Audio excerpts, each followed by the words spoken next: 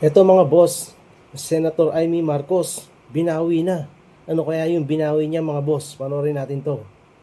Susumiti ako sa hiling ng ating SP Alan na i-withdraw ang video. Yes, maraming salamat po, Ginang Pangulo. At tunay na nakaka-offend ng mga sentimiento na nagkalat sa SOCMED na siyang nilaman ng videong ipinakita.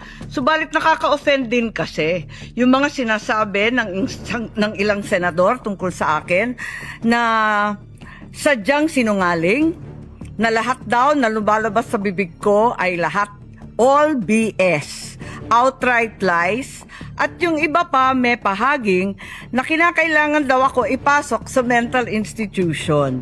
Pero isang tabi na natin yan.